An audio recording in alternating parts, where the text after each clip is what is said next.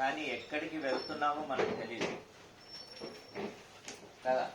అలా కొంత దూరం వెళ్ళిన తర్వాత ఆయన ఏమంటాడు, రైట్ ఇండికేటర్ వేయండి, రైట్ ఇండికేటర్ వేస్తారు. మళ్ళీ రైట్ తిప్పండి అంటే రైట్ తిప్పుతారు. కానీ ఎక్కడికి వెళ్తున్నామో తెలియదు మనం. రేపటి నుంచి ఏం చేయాలి అంటే, కార్లో కూర్చొని స్టీరింగ్ పైకి రావగానే మీరు మీ గురుగారితో అడగండి, మీ ఇన్స్ట్రక్టర్తో అడగండి, సరే ఇప్పుడు మనం ఎక్కడికి వెళ్ళాలి, మీరు ఆ ప్లేస్ చెప్పండి, నేను తీసుకెళ్తాను. అప్పుడు ఏంటంటే మీ మైండ్లో కూడా వస్తుంది, ఒక ప్లేస్లో నుంచి ఇంకో ప్లేస్కి వెళ్ళాలంటే నేను ఏ విధంగా వెళ్ళాలి, ఆ రూట్ ఎక్కడ టర్నింగ్ ఉంది, ఎక్కడ యూటర్న్ తీసుకోవాలి, ఏ లేన్లోకి వెళ్ళాలి. ఏదైనా డౌట్ ఉంటే ఆ ప్లేస్కి వెళ్ళిన తర్వాత అడగండి, అర్థం కాకపోతే. జనరల్గా మన క్లాస్ ఎలా ఉంటుంది, ఒకరి దగ్గర నుంచి ఇంకో దగ్గరికి వెళ్ళేటప్పుడు, అంటే ఒక స్టూడెంట్ నుంచి ఇంకో స్టూడెంట్ దగ్గరికి వెళ్ళేటప్పుడే మన క్లాస్ ఉంటుంది. సో ముందుగానే మీరు అడిగారు అనుకోండి, ఆ రొటీన్ కాకుండా సార్ మనము ఈరోజు ఎక్కడికి వెళ్ళాలి ఆయన చెప్తాడు, మనం ఆ రోజు మధు మేడం పిక్ చేసుకుంటానికి వెళ్ళాం కదా, వాళ్ళ ఇంటికి వెళ్ళాలి. చలో ఇక్కడ నుంచి మీరు ఆ రూట్ మొత్తం మైండ్లో వచ్చేస్తుంది. ఓకే, మళ్ళీ ఆ దగ్గరికి వెళ్ళిన తర్వాత యూటర్న్ ఉంటుంది. అప్పుడు కొన్నిసార్లు మనం రాంగ్ ఇండికేటర్ వేయడము లేదా రాంగ్ తిప్పడం జరుగుతుంది చూడండి, అది జరగదు. ఎందుకంటే ఆ ప్లాన్ మీకు మైండ్లో వచ్చేస్తుంది. సో రేపటి నుంచి ఏం చేయండి అంటే, కూర్చోగానే మీ ఇన్స్ట్రక్టర్తో అడగండి మనం ఎక్కడికి వెళ్ళాలి. ఇప్పుడు కొన్నిసార్లు ఏమవుతుంది, ఆ చెప్పకపోవడం వల్ల ఈయన కూడా మర్చిపోవడం వల్ల ఏమవుతుంది, సడన్ గా ఇతను గుర్తు రాగానే ఏం చేస్తాడు, లెఫ్ట్ అంటాడు. లెఫ్ట్ రైట్ లో మీరు కన్ఫ్యూజన్ అయ్యి ఏం చేస్తాడు, ఆయన్ని చేపెట్టి తిప్పేయడం జరుగుతుంది కదా. అలా సో అలా జరగకుండా ఉండాలి అంటే ఖచ్చితంగా మనం ఫస్ట్ డే చెప్పాలి. ఇదొకటి. రెండోది, ఒకవేళ మీకు గేర్లు ఏమన్నా అర్థం అవ్వట్లేదు అంటే ఫస్ట్ అడగండి, ఒక్కసారి నాకు మళ్ళీ ఇది ఎక్స్ప్లెయిన్ చేయండి, నాకు రావట్లేదు.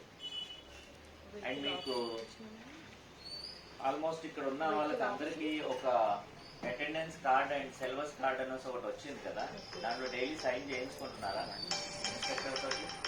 ఎందుకంటే అందులో ఉన్న క్లాసులు మన దగ్గర వచ్చే షీట్లో క్లాసులు మ్యాచ్ అవ్వాలి. ఓకే, ఇక్కడ పెరుగుతున్నాయి అక్కడ పెరగట్లేదు అంటే మళ్ళీ తర్వాత ఇబ్బంది అవుతుంది. అండ్ రెండోది, అందులో మీకు ఏమేమి నేర్పించారో అది కట్ చేయండి. స్టీరింగ్ బ్యాలెన్సా, కట్. టర్నింగ్ అయిపోయిందా, కట్. అందులో ఉన్నాయన్నీ కట్ చేసుకుంటాం. అప్పుడు మీకు తెలుస్తుంది నాదేం బ్యాలెన్స్ ఉండిపోయింది, నేను ఇంకేం నేర్చుకోవాలి, నాకేం రావట్లేదు. ఓకే, ఈ రెండు కొంచెం మీరు ఫాలో అవ్వండి. ఎందుకంటే రేపు పొద్దున 30 క్లాసెస్ అయిపోయిన తర్వాత మన కార్ వచ్చాక ఈయన చెప్పడానికి ఉండడు, రైట్ లెఫ్ట్ ఇండికేటర్ అవన్నీ చెప్పడానికి ఉండడు, కాబట్టి డ్రైవ్ చేయడానికి ఇబ్బంది అవుతుంది. సో ఫస్ట్ నుంచే మనం ఆ టార్గెట్ని రీచ్ అవ్వాలి. ఇక్కడ నుంచి ఫలానా ప్లేస్కి వెళ్ళాలంటే ఏ విధంగా ఏ రోడ్లో నుంచి వెళ్ళాలి అది మనకు మైండ్లో వచ్చేస్తుంది. ఇక మనం చూసినట్టయితే ఇక్కడ డైలీ రొటీన్ లో మనం డ్రైవింగ్ చేసేటప్పుడు వచ్చే ప్రాబ్లమ్స్, ఈ షీట్ ఉంటేనే అర్థం అవుతుంది. షీట్ తీసుకోండి అమ్మా, ఒక్కో స్టెప్ ముందుకు వచ్చేయండి అమ్మా, బయట ఉన్నారు వాళ్ళు కూర్చుంటారు అక్కడ. ఒక్కో స్టెప్ ఇలా ముందుకు వచ్చేయండి, స్ట్రైట్ చేసుకోండి, ఈ లేన్ స్ట్రైట్ చేసుకోండి. ఒక్కో స్టెప్ ముందుకు వచ్చేయండి.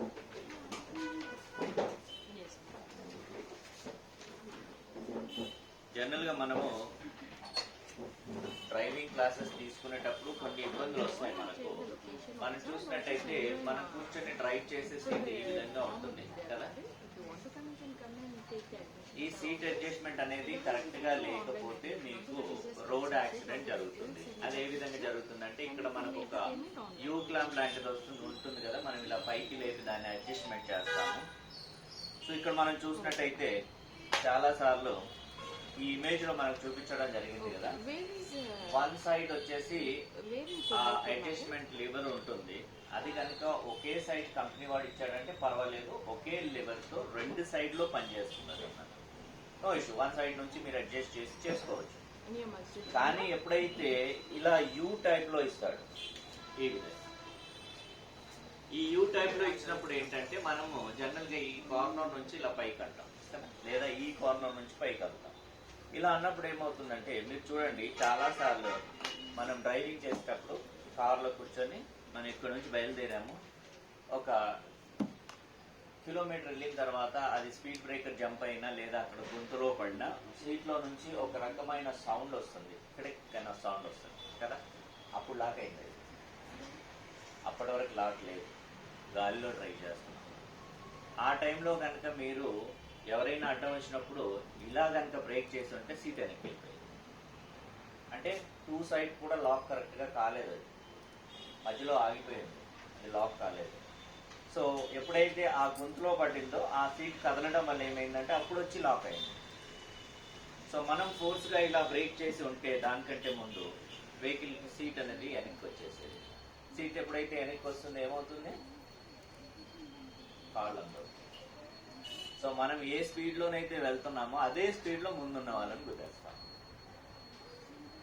సో ఇప్పుడు మనకు తెలిసింది కదా, సీట్ లాక్ లేకపోవడం వల్ల కూడా జరుగుతుంది. సో ఇది ఎందుకు జరుగుతుందంటే మనం రాంగ్ అడ్జస్ట్మెంట్ చేస్తున్నాం కాబట్టి. ఎందుకు జరిగింది, ఈ కార్నర్ నుంచి ఎప్పుడైతే మనం పైకి లేపుతామో ఇది అన్లాక్ అవుతుంది, ఇది లాక్ అవుతుంది. ఇక్కడ మనము చూసినట్టయితే చాలాసార్లు మనము ఇంట్లో ల్యాప్టాప్ యూజ్ చేస్తాం కదా, ఈ ల్యాప్టాప్లో చూడండి, ఈ ఇంజెస్లలో ఒక ఇంజెస్ విరిగిపోతుంది, వన్ సైడ్లో విరుగుతుంది. ఎందుకు విరుగుతుంది అది అంటే మనం యూజ్ చేసే విధానం రాంగ్ ఉండడం వల్ల.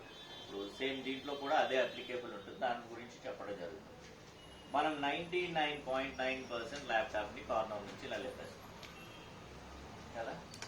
సో ఇక్కడ చూడండి, ఇది ఓపెన్ అయింది, ఇటు సైడ్ ఓపెన్ కాదు.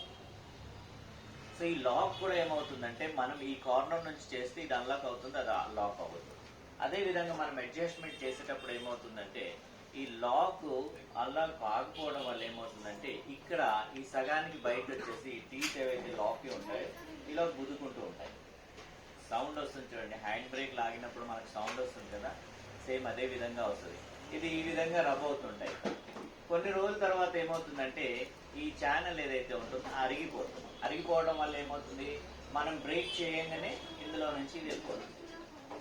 అప్పుడు ఏమవుతుంది, సీట్ అదే బ్యాక్ సైడ్ వచ్చేసి అప్పుడు బ్రేక్ చేద్దామంటే కాళ్ళు అందవు, ముందుకు వద్దామని ట్రై చేస్తే సీట్ బెల్ట్ మీకు ముందుకు రానివ్వదు.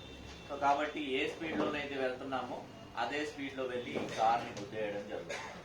సో ఏ విధంగా మనం సెట్ చేయాలి చూడండి, ఈ కార్నర్ నుంచి కాదు, ఎక్కడ ఏ కార్లో కూడా యూ క్లాంప్ ఎప్పుడైతే ఇచ్చిందో అప్పుడు ఏం చేయాలంటే ఈ సెంటర్లో నుంచి మనం అడ్జస్ట్ చేయాలి. ఈ హ్యాండ్ ఇక్కడ ఉందంటే సెంటర్లో నుంచి ఈ విధంగా పైకి లేపాలి. ఈ హ్యాండ్ మీరు యూజ్ చేస్తున్నారంటే ఈ హ్యాండ్ సెంటర్లో నుంచి లేపాలి. సెంటర్ నుంచి దాన్ని ఆ పైకి లేపినప్పుడు ఏంటంటే లాస్ట్ వరకు రావాలి అది. అండ్ సీట్ అడ్జస్ట్మెంట్ చేసేటప్పుడు మనకు సౌండ్ రాకూడదు. సో ఆ సీట్ ఛానల్ ఏదైతే ఉందో ఎక్కువ శాతం మనం ఎక్కువ రోజులు యూజ్ చేయొచ్చు, పాడవకుండా ఉంటుంది. అండ్ లాక్ అనేది పాడవకుండా ఉంటుంది.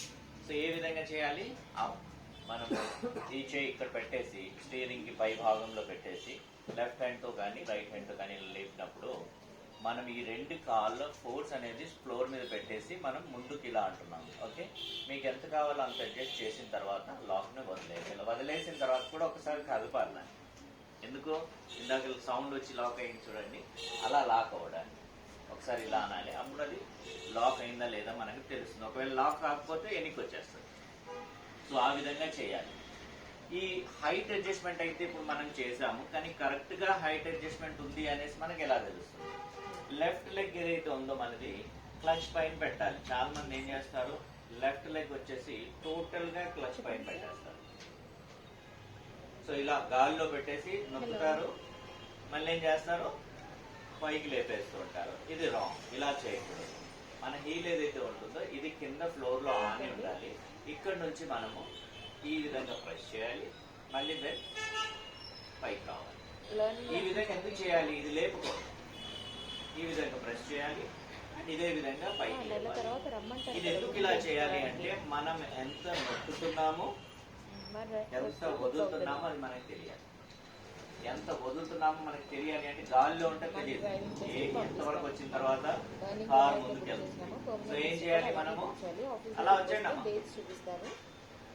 సో మనము ఈ విధంగా చేయాలి. అయితే ఈ హైట్ మనకు అడ్జస్ట్మెంట్ అయింది ఏ విధంగా తెలుస్తుందంటే మనం క్లచ్ ఇలా పెట్టేసి నొక్కినప్పుడు మీ లెఫ్ట్ లెగ్ ఫ్రీగా కింది వరకు వెళ్ళాలి, ఫ్లోర్ వరకు, దెన్ ఈజీగా రావాలి. ఇన్ కేస్ సీట్ అడ్జస్ట్మెంట్ కరెక్ట్గా లేకపోతే ఏమవుతుందంటే మీరు క్లచ్ నొక్కినప్పుడు ముందుకు వచ్చేసరికి అంటే ఇంకొంచెం లోపలికి వెళ్ళేసరికి మీరు ఇలా అవుతున్నారు అనుకోండి, అప్పుడు అది కరెక్ట్ లేదు. ఏం చేయాలి, వన్ స్టెప్ మళ్ళీ సీట్ అడ్జస్ట్మెంట్ ముందుకు చేసుకోవాలి. సో ఈజీగా ఈ విధంగా మన క్లచ్ అనేది వెనక్కి అండ్ బయటికి పైకి రావాలి. ఇప్పుడు మనం చూసినట్టయితే ఈ హైట్ అడ్జస్ట్మెంట్ మనం చేసుకున్నాము, కానీ రెండవది మనకు బ్యాక్ రెస్ట్ ఉంటుంది కదా, బాడీకి సపోర్ట్ చేసేది. యాక్చువల్గా మనం వెనక్కి వెళ్లకుండా ఆగడానికి అదే సపోర్ట్ చేస్తున్నాం కదా. మనం బ్రేక్ చేయడానికి కూడా ఫోర్స్ అక్కడ నుంచే మనకి సపోర్ట్ ఉంటుంది. సో ఈ బ్యాక్ రెస్ట్ని ఏ విధంగా అడ్జస్ట్ చేయాలి? ఇప్పుడు మనం చూసినట్టయితే చాలాసార్లు మనం ఇలా వెళ్తున్న వెహికల్ సగానికి టర్న్ అయ్యి పక్కడికి గుద్దేస్తుంది. చాలాసార్లు చూసుంటారు, ఇలా వెళ్ళి టర్న్ అయ్యేటప్పుడు రెండు వెహికల్స్ టర్న్ అవుతుంటాయి, కానీ ఇటు సైడ్ వెహికల్ ఇలా వచ్చి గుద్దేస్తుంది. దానికి మెయిన్ రీజన్ ఏంటంటే బ్యాక్ రెస్ట్ కరెక్ట్గా లేకపోవడం. చాలా మంది ఏం చేస్తారు, ఇలా పడుకొని డ్రైవ్ చేసి ట్రిప్ చేస్తారు. ఇది సెట్ చేసుకోరు, క్లచ్ చేసుకుంటారు, కానీ ఇది చేసుకోరు. ఇంతకుముందు ఎవరైతే డ్రైవ్ చేసి ఉంటారో వాళ్ళకి అడ్జస్ట్మెంట్గా అలాగే కూర్చొని డ్రైవ్ చేస్తారు. ఏమవుతుంది, ఒక వేలో మనం వెళ్ళేటప్పుడు లెఫ్ట్ టర్న్ కనుక తీసుకుంటే మన ఇక్కడ నుంచి చేయి ఇలా వెళ్ళింది అనుకోండి, బ్యాక్ రెస్ట్ బ్యాక్ సైడ్ లో ఉంటే ఏమవుతుంది, సగానికి చేయి వెళ్ళిన తర్వాత సగం వెహికల్ తిరిగాక చేయి దీన్ని పై నుంచి వచ్చేస్తుంది. ఇలా ఎందుకు వచ్చేస్తుంది, ఆ దూరం ఉంది. ఎంతవరకైతే మీ లెంత్ ఉందో హ్యాండ్ అంతవరకే తిరుగుతుంది, ఆ తర్వాత ఇది వదిలేస్తుంది. సో కాబట్టి స్కిడ్ అవుతుంది. ఎంత తిరిగిందో అంతే ఫోర్స్ తో మళ్ళీ సైడ్కి వచ్చేస్తుంది. అప్పుడే ఈ వెళ్తున్న వెహికల్ కి ఈ సైడ్ నుంచి ఇలా కుదరడం జరుగుతుంది. సో ఏ విధంగా మనము ఈ బ్యాక్ రెస్ట్ ని అడ్జస్ట్ చేయాలి? ఇప్పుడు మనం ఇక్కడ వీల్ ఉంది కదా, మనకు స్టీరింగ్ వీల్ ఉంది చూడండి, ఇక్కడ గ్రిల్ దగ్గర పెట్టేస్తుంది. ఆ కింది భాగంలో నుంచి రెండు చేతులు మనం ఇలా తీసుకొని పైకి వచ్చినప్పుడు మీరు ముందుకు వస్తున్నారంటే బ్యాక్ రెస్ట్ కరెక్ట్ లేదు. కింది భాగంలో నుంచి రెండు చేతులు పైకి తీసుకొస్తున్నారు అంటే ఈజీగా మ్యాచ్ అవ్వాలి. మ్యాచ్ అవ్వట్లేదు, మీరు ముందుకు వస్తున్నారు ఇలా అంటే బ్యాక్ రెస్ట్ కరెక్ట్ లేదు. ఎంత కావాలో అంత చేసుకోండి. ఓకే, హ్యాండ్ ఇక్కడ పెట్టేసి ఇక్కడ నుంచి మీరు ఇది పైకి లేపారు అంటే అది వచ్చేసి మీకు వీప్లో ఇలా టచ్ అవుతుంది. టచ్ అయినప్పుడు ఫోర్స్ తీసుకొని ఎంత కావాలో అంత దాన్ని లాక్ చేసేయండి. వన్స్ ఇలా పైకి లేపేసి ఆ తర్వాత వదిలేస్తే లాక్ అయిపోతుంది. అది మన హైట్ అడ్జస్ట్మెంట్ లాగా ఎన్నికి వెళ్ళదు, లాక్ అయిపోతుంది. ఓకే, ఈ విధంగా చేసుకోవాలి. ఎందుకు ఈ రెండు చేతులు ఇలా మ్యాచ్ అవ్వాలి.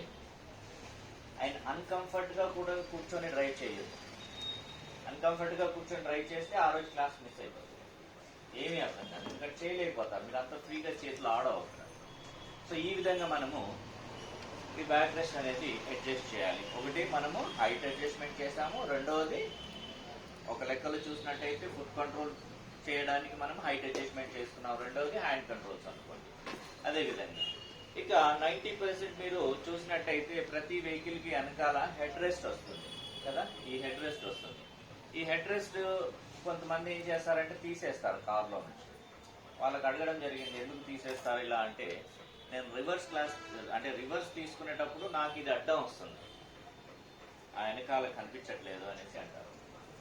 సో ఇది పైకి లేపినప్పుడు అయితే ఈ మధ్యలో నుంచి మనకు గ్యాప్ ఉంటుంది, గ్యాప్ లో నుంచి వెనకాల మనం ఏదైతే ట్రాఫిక్ ఉంటుందో ఆ ట్రాఫిక్ ని చూడవచ్చు. కొంతమందికి తెలియక ఏం చేస్తారు, అవన్నీ 4 పీకేసి వెనకాల డిక్కీలు పడేస్తారు. అది తప్పు, అలా చేయకూడదు. ఇది రెండు విధాలుగా మీ లైఫ్ ని సేవ్ చేస్తుంది. ఎలా? చాలాసార్లు రోడ్ యాక్సిడెంట్ జరుగుతాయి, కార్లు వెళ్ళి బలంగా గుద్దుకుంటాయి, ఎయిర్ బ్యాగ్స్ అన్ని ఓపెన్ అవుతాయి, కానీ మనిషి చచ్చిపోయి ఉంటాడు. ఏం కాదు, మరి అతనికి ఒక స్క్రాచ్ కూడా రాదు, కానీ అక్కడే ఇలా చనిపోయి ఉంటాడు. దానికి మెయిన్ రీజన్ ఏంటంటే ఈ హెడ్ రెస్ట్ లేకపోవడం వల్ల. ఇప్పుడు రోడ్ యాక్సిడెంట్ ఎప్పుడైతే జరుగుతుందో, ఫర్ ఎగ్జాంపుల్ మనం ఒక 100 స్పీడ్తో వెళ్ళి గుద్దామనుకోండి, బెల్ట్ పెట్టుకొని ఉంటాం కదా, ఆ 100 స్పీడ్లో వెళ్ళి అక్కడ గుద్దినప్పుడు ఏమవుతుందంటే ఫోర్స్గా మనం ముందుకు వెళ్తాము, ఈ సీట్ బెల్ట్ మనల్ని ముందుకు వెళ్ళనివ్వదు. ఓకే, హోల్డ్ చేస్తుంది. ఎప్పుడైతే బలంగా వెహికల్ తగిలి ఆగుతుందో అప్పుడు మన బాడీని కూడా వెనక్కి నెట్టుతుంది ఇలా. అప్పుడు బ్యాక్ రెస్ట్ ఏమో బాడీని ఆపేస్తుంది, కానీ ఇక్కడ హెడ్ రెస్ట్ లేదు కాబట్టి ఇది ఇక్కడ నుంచి ఇలా బ్యాక్ కొట్టేసి ఈ మెడ ఏవైతే బోన్స్ ఉంటాయో విరిగిపోయి అక్కడే చనిపోతారు, స్పాట్ డెడ్ అయిపోతారు. సో ఇది ఇలా సపోర్ట్ ఉండడం వల్ల ఏమంటే వెనక్కి కొట్టదు. ఇప్పుడు 100 స్పీడ్లో వెళ్ళి గుద్దుతున్నామంటే ఎంత ఫోర్స్తో వెళ్తాం అంతే ఫోర్స్తో బ్యాక్ వస్తాం, అప్పుడు బాడీ ఆగుతుంది, ఇది బ్యాక్ ఇలా కొట్టేసి మెడలు విరిగిపోయి అక్కడే చచ్చిపోతాడు. ఎందుకంటే తెలియదు ఏం జరిగింది ఏంటి తెలియదు, స్క్రాచ్ కూడా రాదు. సో ఒకటి ఈ విధంగా మనకి పనిచేస్తుంది. ఓకే, రెండవది ఫైర్ ఇన్సిడెంట్ జరిగినప్పుడు, కార్లో నీళ్లలో కారు పడిపోయినప్పుడు, పల్టీ కొట్టినప్పుడు, లేదా వేరే వెహికల్తో గుద్దుకున్నప్పుడు రెండో రకంగా పనిచేస్తుంది. ఏ విధంగా? ఇక్కడ ఒక బటన్ ఉంటుంది, ఈ బటన్ ఇలా ప్రెస్ చేసేసి దీన్ని బయటికి తీసేసామంటే ఇది ఈ విధంగా ఉంటుంది మనకి. సో పల్టీ కొట్టినప్పుడు, ఫైర్ ఇన్సిడెంట్ జరిగినప్పుడు, యాక్సిడెంట్ జరిగినప్పుడు, నీళ్ళలో పడిపోయినాం. ఈ 4 రీజన్స్లో car windows and doors lock అయిపోతాయి, మీరు బయటికి రాలేరు. లోపల నుంచి కూడా ఓపెన్ అవ్వదు, బయట నుంచి కూడా ఓపెన్ అవ్వదు. చాలాసార్లు మనం చూస్తాం కదా, రాడ్లు అవి ఇవి తీసి ఇలా తీస్తుంటారు జనాల్ని యాక్సిడెంట్ అయినప్పుడు లేదా పడిపోయినప్పుడు, పల్టీ కొట్టినప్పుడు. ఎందుకు? Windows and doors short circuit వల్ల లాక్ అయిపోతాయి. అలాంటి సమయంలో మనం ఏం చేయాలి? సో ఈ విధంగా బయటికి తీసి ఈ కుషన్ సైడ్ మనం 2 చేతులతో పట్టుకొని, మీకు ఈజీగా నేను బయటికి ఈ విండో నుంచి వెళ్ళగలుగుతాను అని అనుకున్నప్పుడు ఏం చేయాలి? ఇమీడియట్లీ దాంతో బ్రేక్ చేయాలి. ఇవి 2 స్టీల్ రాడ్స్ ఉంటాయి, చాలా స్ట్రాంగ్ ఉంటాయి. దీంతో మీరు గ్లాస్ పగలు కొట్టేసి బయటకు వచ్చేసి. సో మీకు ఈజీ అనిపించాలి. ఎటు నుంచి? ఫ్రంట్ గ్లాస్ నాకు దగ్గర ఉందా, లేదా ఇటు సైడ్ దగ్గర ఉందా, లేదా బ్యాక్ సైడ్ నుంచి నేను రాగలుగుతాను. అయితే ఇక్కడ గుర్తుపెట్టుకోవాల్సిన విషయం ఏంటంటే, ఫస్ట్ మనం చూడాల్సింది అక్కడ ఒక 2 to 3 సెకండ్స్ మనకు టైం ఉంటుంది. ఇది జరిగిన తర్వాత, ఫర్ ఎగ్జాంపుల్ నీళ్ళలో పడిపోయింది అనుకుందాం. వెహికల్ నీళ్ళలో పడిపోయినప్పుడు కార్లోకి నీళ్ళు రావడానికి 8 నిమిషాలు పడుతుంది.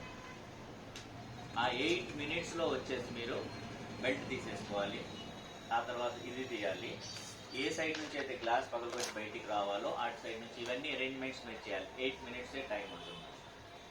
చాలాసార్లు మనం చూసాం కదా, లాస్ట్ టైం ఫస్ట్ లాక్డౌన్ కంటే ముందు నాగార్జున సాగర్లో ఒక స్కార్పియో పడిపోయి 5 మెంబర్స్ లోపలే ఉండిపోయారు. 7 డేస్ తర్వాత తీశారు. గజ ఈతగాళ్ళు వచ్చి తీశారు. అందరికీ డ్రైవింగ్ వచ్చింది, బయటికి రాలేకపోయారు.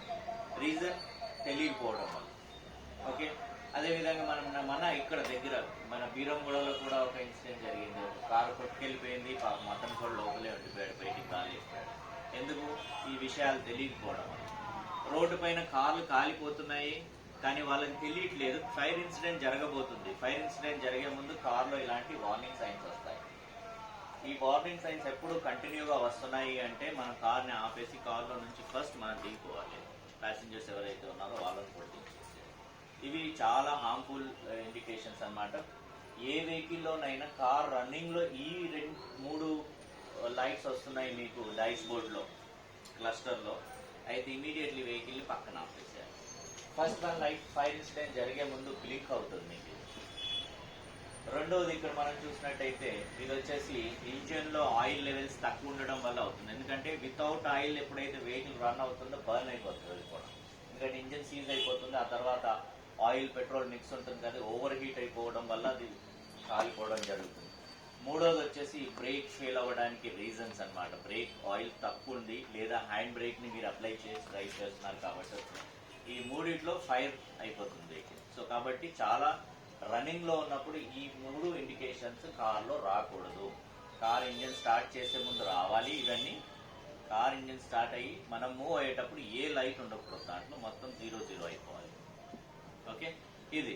సో మనకు ఈ 2 విధాలుగా మనకు పనికొస్తుంది. ఈవెన్ మనం వెహికల్ పల్టీ కొట్టే ముందు, సో మనం వెహికల్ రోడ్డు పైన తీసుకుని వెళ్ళేటప్పుడు వెహికల్ ఇక పల్టీ కొట్టబోతుంది అన్నప్పుడు వెహికల్ ఏదైతే రన్ అవుతుందో ఆ రన్ అయ్యే విధానంలో తేడా వస్తుంది. విధానంలో ఎందుకు తేడా వస్తుందంటే, మామూలుగా మనం కూర్చొని ఉంటాం, కార్ సజావుగా వెళ్ళిపోతుంది. అదేవిధంగా ముందుకెళ్ళిన తర్వాత ఇక్కడ టైర్ బ్లాస్ట్ అవ్వడానికి ఉంది అన్నప్పుడు ఏమవుతుందంటే తేడా వస్తుంది వెహికల్లో. ఆ రన్నింగ్ అయ్యే విధానంలో తేడా వస్తుంది. అప్పుడు అర్థం చేసుకోవాలి, టైర్లో ఎయిర్ వచ్చింది అంటే ఆ టైర్ సర్ఫేస్ ఏదైతే ఉంటుందో దాంట్లో ఏమవుతుందో ఒక దగ్గర ఉబ్బుతుంది ఇలా. అది కంపెనీ డిఫెక్ట్ కావచ్చు, లేదా బలంగా మీరు ఎక్కడైనా గుద్దడం వల్ల ఆ ప్లేస్ డ్యామేజ్ అవ్వడం కావచ్చు, అది ఉబ్బిపోతుంది. ఆ ఉబ్బిపోయిన ప్లేస్ ఏమవుతుంది, ప్రతిసారి మనం ఆ టైర్ రన్ అయినప్పుడు ఏమవుతుంది, అది మిగతా టైర్ భాగం కంటే ఆ భాగం ఎక్కువ రబ్ అవుతుంది కాబట్టి అక్కడ నుంచి అది బ్లాస్ట్ అవుతుంది. సో మనం చూసుకోవాలి, వెహికల్ నడిచే విధానంలో ఏదైనా తేడా వస్తుందంటే ఇమీడియట్లీ వెహికల్ని సైడ్ తీసేసుకొని వచ్చేసి ఈ 2 చేతులు మన టైర్ పై నుంచి పెట్టేసి ఈ విధంగా ఒక్కసారి ఇలా తీసుకెళ్తే పై భాగంలో నుంచి ఇలా కిందికి వస్తే ఒక్క ప్లేస్లో ఒక టైర్కి ఈ విధంగా హ్యాండ్ ఇలా పైకి వెళ్తుంది. సో ఆ టైర్ ఇమీడియట్లీ మీరు స్టెప్ని ఉన్న దాంట్లో నుంచి మార్చేసుకోవాలి. లేదు అలాగే మీరు డ్రైవ్ చేస్తారంటే ఖచ్చితంగా కొద్ది దూరం వెళ్ళిన తర్వాత ఆ టైర్ బ్లాస్ట్ అయిపోతుంది. ఎందుకు? వేరే ప్లేస్ అంటే టైర్లో ఉన్న వేరే ప్లేస్లో కంటే ఆ ప్లేస్ ఏదైతే ఉందో ఎక్కువ రోడ్డు పైన రబ్ అవుతుంది కాబట్టి సో అక్కడ నుంచి బ్లాస్ట్ అవ్వడం జరుగుతుంది.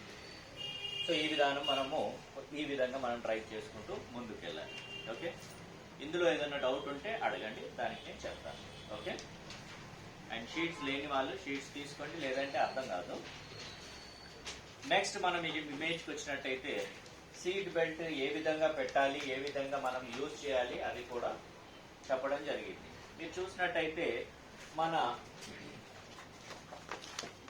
ఈ రోడ్ యాక్సిడెంట్ జరిగినప్పుడు కొన్ని బ్రాండెడ్ కంపెనీస్ ఉంటాయి, వాళ్ళు ఏం చేస్తారంటే ప్యాసింజర్ సేఫ్టీ కోసం సేఫ్టీ టోల్ కిట్ అనేసి ఒకటి ఇస్తారు.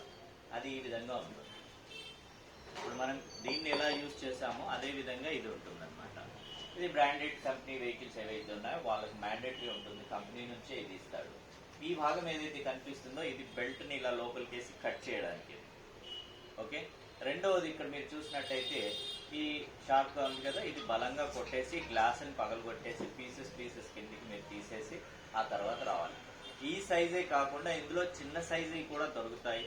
సో ఇవి మీరు ఆన్లైన్లో కూడా తీసుకోవచ్చు. కంపెనీ వాళ్ళైతే వాళ్ళే ఇస్తారు, ఈ కంపెనీ వాళ్ళు ఇస్తారు, మర్సిడీస్ వాళ్ళు ఇస్తారు, BMW వాళ్ళు ఇస్తారు, వీళ్ళందరూ ఇవన్నీ ఇస్తారు, కంపెనీలో వస్తాయి. అయితే ఇవి ఎక్కడ పెట్టాలి? ఎక్కడో వెనకాల డిక్కీలో పెట్టుకోకూడదు. ఎక్కడ ఉండాలి? మనం కూర్చొని డ్రైవ్ చేస్తే సీట్ కింద ఉండాలి. సో ఇమీడియట్లీ మనకు రావాలి, అందుబాటులో ఉండాలి. లేదంటే సైడ్లో మనకు వాటర్ గార్డ్ ఉంటుంది కదా, ఆ సైడ్లో పెట్టుకోవాలి. ఇలా మనకు అందుబాటులో ఉన్న ప్లేస్లో పెట్టుకోవాలి. ఆన్లైన్లో కూడా మీకు సేఫ్టీ టూల్ కిట్ అని సర్చ్ చేస్తే మీకు అమెజాన్లో కానీ దాంట్లో కానీ ఉంటుంది, చిన్న సైజులో కూడా ఉంటాయి. ఇవి తీసుకొని పెట్టుకోవాలి, మంచిది. ఎప్పుడూ ఏది జరగవచ్చు, కొన్నిసార్లు బెల్ట్ కూడా లాక్ అయిపోతుంది. ఆ బెల్ట్ లాక్ అయిపోయినప్పుడు కూడా మీరు ఏం చేయలేరు. ఓకే, సో అదే విధంగా ఇప్పుడు మనం చూసినట్టయితే ఈ సీట్ బెల్ట్ కరెక్ట్ గా వాడకపోవడం వల్ల మన ముక్కు, చెవ్వో, కన్ను ఏదో ఒకటి పోతుంది. అదే విధంగా పోతుంది. సీట్ బెల్ట్ దానికి ఏంటి సంబంధం అనేది ఇప్పుడు మనం చూసినట్టయితే ఈ సీట్ బెల్ట్ లో మనం పెట్టే విధానం, తీసే విధానం ఉంది. సీట్ బెల్ట్ లో మనం చూసినట్టయితే ఆ బకిల్ ఏదైతే ఉంటుందో, స్టీల్ బటన్ ఉంటుంది కదా, అది బకిల్ పడతాం కదా మనం ఇక్కడ, అది చూసారా ఎంత వెయిట్ గా ఉంటుంది కదా, చాలా గట్టి మెటీరియల్తో చేసింది ఉంటుంది. ఎందుకు అంత స్ట్రాంగ్ గా చేస్తారంటే మనం ముందుకు వెళ్లకుండా అది హోల్డ్ చేస్తుంది, మన బాడీ ప్రెషర్ మొత్తం హోల్డ్ చేస్తుంది. ఇక్కడ మీరు చూసినట్టయితే చాలా సార్లు 3rd క్లాస్కి 4th క్లాస్కి మేము కాల్ చేసినప్పుడు రావట్లేదు క్లాస్కి అనేసి స్టూడెంట్ చెప్తారు, లేదు సార్ సీట్ బెల్ట్ తగిలింది ఇక్కడ చేతికి, సో అందుకే నొప్పిగా ఉంది, ఒక 2-3 days రాను అనేసి చెప్తారు. సో ఎలా కలిగింది? ఏమవుతుందంటే మనం సీట్ బెల్ట్ పెట్టే విధానం, ఫస్ట్ మనం పెట్టే విధానం నేర్చుకుందాం. ఇక్కడ ఉంటుంది సీట్ బెల్ట్. చాలాసార్లు నేను చూస్తాను ఇలా లాగడం కానీ, లాక్ అయిపోవడం కానీ, 2 చేతులతో లాగడం కానీ చేస్తాను. అలా చేయకూడదు, లాక్ అయిపోతుంది. అది ఫాస్ట్గా లాగడం అంటే ఏంటిది? మీరు ఇలా అన్నారనుకోండి, రాదు. ఎందుకు రాదు? ఈసీఎం ఏం చేస్తుందంటే అలర్ట్ పంపిస్తుంది, యాక్సిడెంట్ అయింది, లాక్ చేయండి దీనికి. సో అది లాక్ అయిపోతుంది. నెమ్మదిగా లాక్ ఏముంటుంది, అది పెట్టుకోవడానికి మీరు తీసుకుంటున్నారు. సో ఏ విధంగా? ఈ విధంగా మనం ఇక్కడ నుంచి పెట్టుకొని దీన్ని ఇంతవరకు తీసుకుంటండి, ఈ చేత్తో హోల్డ్ చేయండి, ఇంకోసారి లాగండి మెల్లిగా. బక్కలు ఇక్కడ వస్తుంది, ఎంత దూరమైనా తీసుకెళ్ళచ్చు మనం. ఓకే, ఈ బక్కల్ని దీంట్లో పెట్టేసి వదిలేయండి. ఏ విధంగా ఉండాలి మనము? సీట్ బెల్ట్ మనకి ఇక్కడ నుంచి రైట్ షోల్డర్లో నుంచి లెఫ్ట్కి వెళ్ళేసి లాక్ అయ్యి మళ్ళీ మన స్టమక్ పై నుంచి రైట్కి రావాలి. చాలా మంది ఏం చేస్తారు, ఇలా కింద నుంచి పెట్టుకుంటారు. సో మీ సాటిస్ఫాక్షన్ పెట్టుకున్నట్టే, అంతేగాని యాక్సిడెంట్ అయినప్పుడు మిమ్మల్ని ఆపలేదు, అది వెళ్ళి మనం బలంగా స్టీరింగ్ని గుద్దుకుంటాం. సో ఎక్కడి నుంచి ఉండాలి? ఇక్కడ నుంచి ఉండాలి.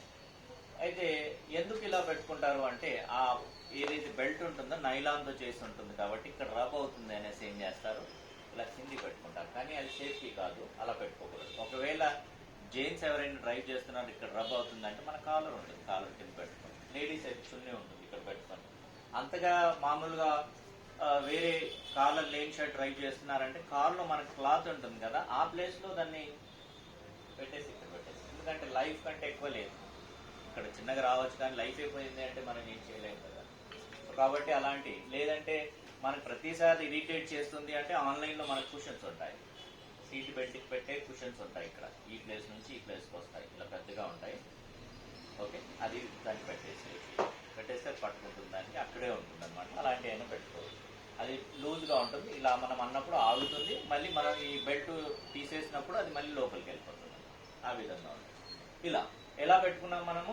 ఈ విధంగా ఒక్కసారి లాగాము, ఇంతవరకు వచ్చింది, దీన్ని హోల్డ్ చేసి మళ్ళీ ఇంకోసారి లాగాము, పక్కలు ఇక్కడ వచ్చింది, దీన్ని పెట్టేసాము. ఎలా ఉంది, రైట్ షోల్డర్లో నుంచి లెఫ్ట్కి వెళ్ళి స్టమక్ పై నుంచి రైట్కి వచ్చి. ఇక తీసే విధానం ఇక్కడే మనం చేసే మిస్టేక్ ఏంటంటే, చూడండి బెల్ట్ ఇలా నొక్కంగానే పరిగెత్తుకుంటూ వెళ్ళిపోతుంటుంది కదా, కొన్నిసార్లు అది ఇలా ఎగురుతుంది. ఎగిరినప్పుడు ఏమవుతుంది, ఇక్కడ ఇక్కడ ఇక్కడ తగులుతుంది అనమాట. సో ఏం చేయాలి, దాన్ని మనం తీసే విధానం మళ్ళీ ఇక్కడ నుంచి ఏం చేయాలి, ఇలా లేపాలి, దీంతో హోల్డ్ చేయాలి. హోల్డ్ చేసిన తర్వాత బటన్ నొక్కి చేతితో తీసుకొచ్చి సైడ్లో వేసేయాలి. ఇక దానంతటా అదే ముందుకు వెళ్ళిపోతుంది. అయితే 90% మనం ఇక్కడ చేసే మిస్టేక్ ఏంటంటే, ఒక చేయి ఇక్కడే ఉంటుంది, ఇక్కడ బటన్ నొక్కేస్తాం. అదేమవుతుంది, ఇక్కడ నుంచి ఇక్కడికి ఉంది కాబట్టి మన చేయి దాని మధ్యలో నుంచి ఉంది. అప్పుడేమవుతుంది, ఇది వచ్చి బలంగా ఇక్కడ తగులుతుంది. కొన్నిసార్లు అయితే ఏమవుతుందంటే, అది వెళ్ళే ప్రెషర్ ఎంత ఇదిగా ఉంటుంది, ఈ సైడ్ గ్లాస్ ఉంటుంది కదా విండోది, ఇది కూడా పగిలిపోతుంది, అంత బలంగా ఇలా వెళ్ళి తగులుతుంది. సో కాబట్టి మనము యూజ్ చేసే విధానం కరెక్ట్గా ఉంటే మనకి ఎలాంటి ఇబ్బంది రాదు. నెక్స్ట్ మనం చూసినట్టయితే హ్యాండ్ కంట్రోల్స్. ఈ హ్యాండ్ పొజిషన్స్ ఏ విధంగా పెట్టాలి, అసలు ఏ విధంగా చేయాలి, ఇక్కడ కొన్ని ప్రాబ్లం వస్తాయి మనకు. అదే విధంగా మన వెహికల్ని స్ట్రైట్గా తీసుకెళ్ళకపోతాం. క్లాసులో ఒక 15-20 క్లాసెస్ అయిపోతుంది వస్తాయి, కానీ గేర్లు వేయడము, క్లచ్ వేయడము, బ్రేక్ వేయడము, యాక్సిలేటర్ చేయడం చాలా బ్రహ్మాండంగా చేస్తారు, టర్నింగ్ కూడా బాగా చేస్తారు, కానీ వెహికల్ స్ట్రైట్గా వెళ్ళడం రాదు. ఆ స్ట్రైట్గా వెళ్ళడం ఎందుకు రావట్లేదంటే, ఇవన్నీ బాగానే చేస్తున్నారు, చాలా మంది తొందరగా నేర్చుకున్నారు, కానీ స్ట్రైట్ ఫార్ములా అర్థం కాలేదు. ఎప్పుడైనా మీరు చూడండి, కార్ ఎప్పుడైతే మనం డ్రైవ్ చేస్తున్నామో కార్కి 4 టైర్లు ఉంటాయి కదా, వెనకాల టైర్లు ఈ విధంగా తిరగవు, ఇవి ఓన్లీ వెనకాల వస్తుంటాయి, ఇవి బాడీకి స్ట్రైట్గా ఉంటాయి అన్నమాట, ఎప్పుడు స్ట్రైట్గానే ఉంటాయి. సో ఈ ఫ్రంట్ టైర్లు మాత్రమే ఈ విధంగా టర్న్ అవుతూ ఉంటాయి. ఓకే, సో ఇక్కడ ఫార్ములా తెలుసుకోవాల్సింది, కార్ స్ట్రైట్ గా వెళ్ళాలి అంటే టైర్లు ఈ విధంగా ఈ రెండింటికి స్ట్రైట్ గా ఉండాలి. అంటే మన ముందు టైర్లు వెనకాల టైర్ కి స్ట్రైట్ గా మ్యాచ్ అవుతేనే కార్ స్ట్రైట్ గా వెళ్తుంది. ముందు టైర్లు కనుక కొంచెం రైట్ కొంటే అది కార్ రైట్ కి వెళ్తుంది, అదే ఇటు సైడ్ ఉందంటే లెఫ్ట్ కి వెళ్తుంది. అయితే కార్ స్ట్రైట్ గా వెళ్ళాలంటే ఏం చేయాలి, మనము ఇవి స్ట్రైట్ గా చేయాలి. అయితే ఇక్కడ చిన్న మిస్టేక్ జరిగేది ఏంటంటే, మనం డ్రైవింగ్ చేసేటప్పుడు 90% జనాలు ఏం చేస్తారు, ఇక్కడ చూస్తుంటారు. ఇక్కడ చూడడం వల్ల ఇదంతా బ్లైండ్ స్పాట్ అవుతుంది, అంటే కార్ ఏ వ్యూలో వెళ్తుందో మనకు తెలియదు. అయితే ఏం చేయాలి, మనము కార్ డ్రైవింగ్ చేసేటప్పుడు ఇక్కడ నుంచి మనము లాంగ్ వ్యూ చూడాలి. ఎంత లాంగ్ వ్యూ చూస్తే కార్ వ్యూ అనేది మీకు అర్థమవుతుంది. సో ఇప్పుడు ఇలా వెళ్తుంది కారు, వెళ్తూ వెళ్తూ రైట్కి వెళ్తుంది అంటే ఏం చేస్తారు, లెఫ్ట్కి చేస్తారు. లెఫ్ట్కి చేయగానే ఏమవుతుంది, అది లెఫ్ట్కి వెళ్తుంటుంది, మళ్ళీ ఏం చేస్తారు, రైట్కి చేస్తారు. ఇది ఎందుకు అవుతుంది, లాంగ్ వ్యూ చూడట్లేదు. సో లాంగ్ వ్యూ చూడాలి, ఎంత లాంగ్ వ్యూ చూస్తే అంత మీకు ఆ విండ్షీల్డ్ ఏదైతే ఉంటుందో దాంట్లో నుంచి 90 degrees మీకు వ్యూ కనిపిస్తుంది. చూడండి, మనం ఇలా స్ట్రైట్ చూస్తున్నామా, ఒక వ్యూ కనిపిస్తుంది మనకు, డన్. కొంచెం ఇలా అనగానే వ్యూ చేంజ్ అవుతుంది. అదే విధంగా కార్ లో కూడా మనం డ్రైవ్ చేసేటప్పుడు ఈ వ్యూ అనేది చేంజ్ అవుతూ ఉంటుంది. సో దానికి అకార్డింగ్ మనం ఏం చేయాలి, వెహికల్ ని డ్రైవ్ చేయాలి. ఇప్పుడు లాంగ్ వ్యూ చూసుకుంటూ చేస్తున్నాం మనం, వెహికల్ రైట్ కి వెళ్తుంది అనుకోండి, ఏం చేయాలి, ఇక్కడ లెఫ్ట్ కాదు, ఏం చేయాలి, సెంటర్. సెంటర్ ఏంటిది అంటే వెనకాల టైర్ కి ముందు టైర్లు స్ట్రైట్ చేయాలి. ఇలా వెళ్తుంది లెఫ్ట్ కి అంటే సెంటర్, అంటే స్ట్రైట్, అంటే ఈ టైర్లు ఇలా అయ్యాయి కాబట్టి ఇటు స్ట్రైట్ చేయాలి. ఓకే, కార్ ఇటు వెళ్తుందంటే స్ట్రైట్, ఇటు వెళ్తుందంటే స్ట్రైట్.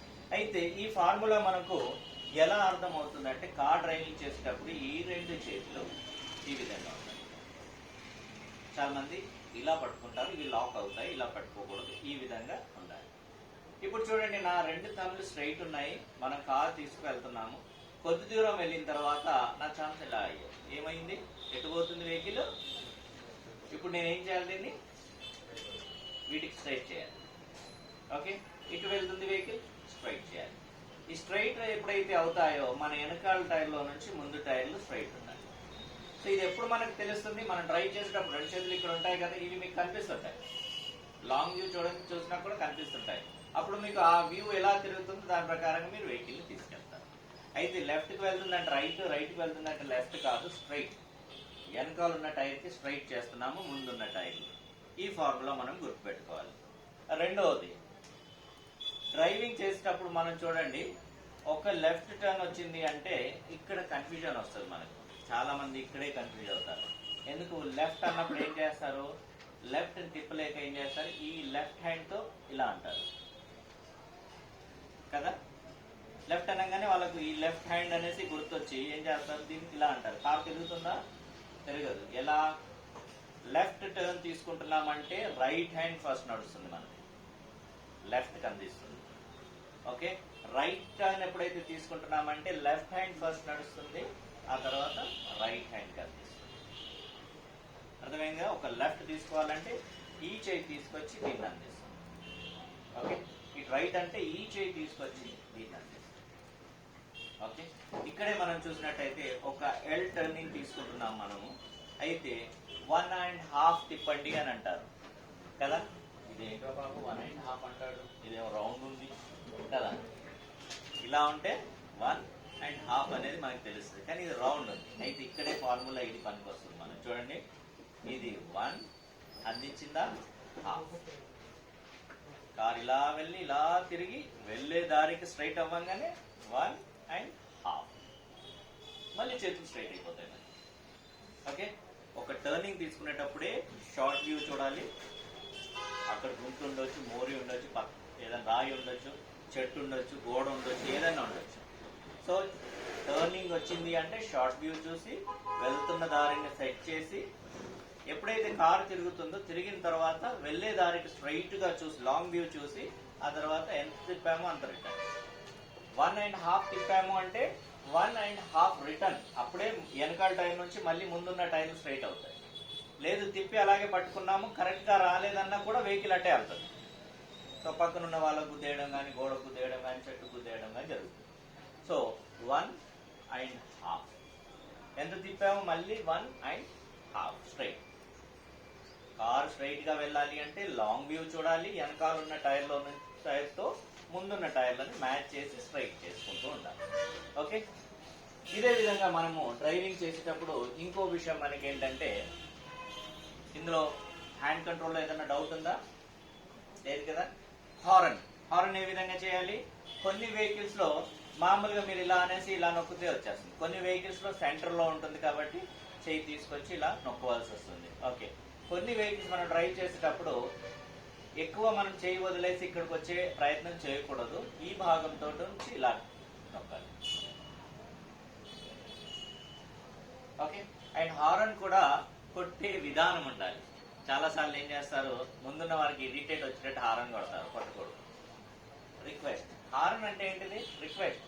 నేను వస్తున్నాను, కొంచెం సైడ్ ఇవ్వండి. అదే కదా హారన్ అంటే, అదే కదా. అంతేగా ఇప్పుడు బాగా కొట్టేసామనుకోండి, ఏంట్రా నువ్వు ఏంటి ఇక్కడ నుంచి ఉన్నావు అన్నట్టు, బాగా రోడ్లో నుంచి ఉన్నావు అన్నట్టు. సో మనం ఓవర్టేక్ చేసేటప్పుడు కూడా ఈ హారన్ అనేది మనకి చాలా, అంటే ముందున్న వాడికి ఇరిటేట్ చేసేటట్టు ఉండదు, రిక్వెస్ట్ చేసినట్టు ఉండాలి హారన్ చేసేది కూడా. హారన్ కూడా మామూలుగా ఇలా అందుతుందంటే ఇలా చేయాలి, లేదంటే ఈ భాగంతో చేయాలి. చేయి వదిలేసి తీసుకొచ్చేటట్టు చేయొద్దు. ఆల్వేస్ 2 హ్యాండ్స్ తోనే డ్రైవ్ చేయాలి. ఎందుకంటే డ్రైవింగ్ చేసేటప్పుడు ఏదైనా జరగవచ్చు. టైర్ అనేది ఊడిపోయినా బండి ఒక సైడ్ తిరిగిపోతుంది. ఓకే, ఫాల్ట్ రావడం వల్ల కార్లో వచ్చే ప్రాబ్లం. అదే విధంగా టైర్ బ్లాస్ట్ అయినా ఒక సైడ్, ఎటు సైడ్ అయితే బ్లాస్ట్ అయింది అటు సైడ్ తిరిగిపోతుంది. ఒకే చేయి ఉందనుకోండి స్లిప్ అయిపోతుంది. 2 చేతులు ఉన్నాయనుకోండి బలంగా మీరు దాన్ని హోల్డ్ చేయొచ్చు. సో ఈ విధంగా. ఇంకో విషయం ఇక్కడ మనం చూసినట్టయితే ఎప్పుడు మనం 2 చేతులతోనే డ్రైవ్ చేయాలి. అండ్ ఇంకోటి ఇక్కడ చాలా, నేను ఇందాక అన్నాను కదా 2 హ్యాండ్స్ తో డ్రైవ్ చేయాలి అని. చాలా మంది ఏం చేస్తారు, కొన్నిసార్లు తిప్పేటప్పుడు ఒక చిన్న మిస్టేక్ చేస్తారు. ఆ మిస్టేక్ ఏంటంటే, వీళ్ళు స్టీరింగ్ ఏదైతే ఉందో దాన్ని లోపల భాగంలో నుంచి పట్టుకొని డ్రైవ్ చేస్తారు. ఈ విధంగా. సో ఇది రాంగ్, ఇలా చేయకూడదు. ఎప్పుడు మనం స్టీరింగ్ తిప్పాలన్నా పై భాగం నుంచే ఉండాలి ఇలా. ఇన్ కేస్ మీరు డ్రైవ్ చేసేటప్పుడు కంపెనీ వాళ్ళు ఏం చేశాడంటే, ఇప్పుడు ప్రతి ఒక్క వెహికల్లో 2 ఎయిర్ బ్యాగ్స్ మ్యాండేటరీ చేశారు. ఆ ఎయిర్ బ్యాగ్ ఏ విధంగా వస్తున్నాయంటే, యాక్సిడెంట్ అయినా ఓపెన్ అయిపోతున్నాయి, యాక్సిడెంట్ కాకపోయినా ఓపెన్ అయిపోతున్నాయి. సో తక్కువ రేంజ్ లో ఎక్కువ మైలేజ్ వచ్చి ఒక మంచి కార్ రావాలి అంటే కంపెనీ వాళ్ళు ఆబ్వియస్లీ గవర్నమెంట్ ఇచ్చిన నామ్స్ ప్రకారం అయితే చేస్తారు, కానీ క్వాలిటీ తగ్గిస్తారు. క్వాలిటీ తగ్గించినప్పుడు జరుగుతుంది అది. సో ఈ ఎయిర్ బ్యాగ్స్ ఓపెన్ అయ్యే సెన్సర్స్ ఏవైతే ఉంటాయి ఈ బంపర్ కింద ఉంటాయి. ఇక్కడ ఈ బంపర్ కింది భాగంలో ఎయిర్ బ్యాగ్స్ ఓపెన్ అయ్యే సెన్సర్స్ ఉంటాయి. ఈ సెన్సర్స్ ఏం చేస్తాయంటే మీ వెహికల్ వెళ్ళి బలంగా తగిలింది అనుకోండి, ఫర్ ఎగ్జాంపుల్ టర్న్ చేసేటప్పుడు కంట్రోల్ కాక ఏ గోడకో దేనికో గుద్దింది, లేదా చెట్టుకు గుద్దింది, లేదా రోడ్ ఇలా కిందికి ఉంది, కింద తగిలింది, ఇలా ఆ స్పీడ్ ఏదైతే తగిలిందో సెన్సర్ అలర్ట్ పంపించేసి ఎయిర్ బ్యాగ్ ని ఓపెన్ చేస్తాయి. అయితే ఈ ఎయిర్ బ్యాగ్ ఎక్కడ ఉంటుంది? స్టీరింగ్ లో మధ్యలో భాగం, ఎక్కడైతే ఫోర్డ్ రాసి ఉంది కదా, సెంటర్ లో హార్న్ కొడతాం కదా మనము, ఆ భాగంలో ఉంటుంది. ఇప్పుడు మీరు కనుక ఈ హ్యాండ్ ఈ విధంగా పట్టుకున్నారనుకోండి, లోపల నుంచి ఇలా టర్న్ చేస్తున్నారు, తగిలింది, ఎయిర్ బ్యాగ్ ఓపెన్ అయింది. అయితే ఈ ఎయిర్ బ్యాగ్ ఏదైతే ఓపెన్ అయ్యి లోపల నుంచి వచ్చే స్పీడ్ ఏదైతే ఉంటుందో 250 km/h స్పీడ్ తో బయటికి వెళ్తుంది. అర్థం చేసుకోండి, చెయ్యి ఏమవుతుందో. ఓన్లీ ఇక మధ్యలో నుంచి ఇలా స్కిన్ మీద వేలాడుతుంది, తెగిపోతుంది, ఇక్కడ నుంచి విరిగిపోతుంది. 250 km/h స్పీడ్ తో బయటకు వస్తుంది. కొట్టేసి ఎయిర్ బ్యాగ్ ఓపెన్ అయినప్పుడు ఇక్కడ ఇక్కడ తగులుతాయి కొన్ని, ఎందుకంటే ఆ ప్లాస్టిక్ ఏదైతే ఉంటుందో తగులుతుంది, మనకు ప్రాణాలు పోగానే తగులుతుంది. కానీ ఇలా బ్లాక్ ఎందుకు చేయడం వల్ల ఏం జరిగింది? ఇక్కడ హ్యాండ్ ఇక్కడ బ్లాక్ అయి ఉంది, బాడీలో ఇక్కడ ఉంది. సో ఇక్కడ నుంచి టక్కున ఎగిరిపోతుంది, వేలాడుతుంది. సో ఎప్పుడు ఇలా చేయకూడదు. అదే కనుక మనం పైనుంచి పట్టుకొని ఉంటే ఎప్పుడైతే ఎయిర్ బ్యాగ్ ఓపెన్ అవుతుంది అప్పుడు ఏమవుతుంది? రెండు చేతులు ఇలా ఉన్నాయి, మిస్టేక్ జరిగింది, మనం ఇలా తిప్పుతున్నాము, తగిలింది, తగిలినప్పుడు ఏమవుతాయి? రెండు చేతులు పైకి వచ్చేస్తాయి ఇలా, ఎందుకు ఇక్కడ నుంచి జారిపోతాయి. సో ఎప్పుడు ఇలా ఇలా లోపల నుంచి లాక్ చేసి ఎప్పుడు తిప్పకూడదు, పై నుంచి తిప్పాలి. ఈ లోపల నుంచి తిప్పడం అనేది చాలా రాంగ్. ఇదే విధంగా మనం చూసినట్టయితే చాలాసార్లు మనం ఏం చేస్తాం, రైట్ ఇండికేటర్ అంటే లెఫ్ట్ వేస్తాం, లెఫ్ట్ అంటే రైట్ వేస్తాం. ఇది కూడా జరుగుతుంది కదా. ఇది ఎందుకు జరుగుతుందంటే మనం కారులో కూర్చున్నది మర్చిపోతాం. కార్ అనగానే కార్ బయట ఉండి దాని గురించి ఆలోచిస్తుంటాం, అంతేనా? రైట్. కార్ అనగానే మనం ఆలోచన కార్ ముందుండి అలా ఆలోచిస్తాం. అప్పుడు ఏమవుతుంది? రైట్ లెఫ్ట్ అవుతుంది, లెఫ్ట్ రైట్ అవుతుంది. ఈరోజు అది కూడా మిస్టేక్ జరగకుండా చూద్దాం. ఇలాగే డ్రైవ్ చేస్తున్నాం కదా, మన రైట్ హ్యాండ్ ఎక్కడ ఉంటుంది? ఎగ్జాక్ట్ ఇండికేటర్ లివర్ దగ్గరనే ఉంటుంది. సో ఇక్కడ గుర్తుపెట్టుకోండి, ఇలా ఉన్నాము, ఈ ఫింగర్ ఏంటిది? రైట్, ఇది left. Okay, right left, right left. ఏం లేదు, రైట్ వెళ్ళాలి అన్నప్పుడు ఇది మైండ్లో వచ్చేయాలి, ఇది రైట్. 100 మీటర్ ముందే కదా మనం వెళ్ళి ఆ సందులో నుంచి రైట్కి వెళ్ళాలి అన్నప్పుడు ఇక్కడే ఉంటుంది రైట్. ఆటో స్టాప్ అయిపోతుంది తిరిగిన తర్వాత. లెఫ్ట్ అంటే రాంగ్ ఇండికేటర్ ఎప్పుడు జీవితంలో అయ్యేది. కరెక్ట్. రైట్ అనగానే ఇలా వచ్చేస్తుంది చెయ్యి, లెఫ్ట్ అనగానే ఇలా right left, right left. So ఈ కన్ఫ్యూజన్ కూడా ఈరోజు మనకు క్లియర్ అయిపోయింది. ఆలోచించి రైట్ అంటే ఇది కదా, అంటే దీని కింది కనాలి, అంతలోపు మనకు ఆ టర్నింగ్ వచ్చేస్తుంది. సో కాబట్టి ఏం చేయాలి? రైట్ లెఫ్ట్, ఈ విధంగా చేయాలి. రెండవది మనం చూసినట్టయితే ఇక్కడ ఫుట్ కంట్రోల్స్.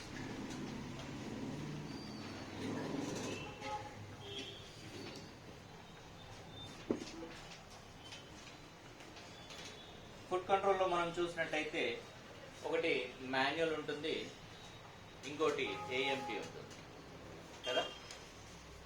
ఇప్పుడు మనం ఇక్కడ చూసినట్టయితే ఫుట్ కంట్రోల్లో మాన్యువల్లో వచ్చేసి యాక్సిలేటర్ ఉంటుంది, బ్రేక్ ఉంటుంది, అదేవిధంగా క్లచ్ ఉంటుంది.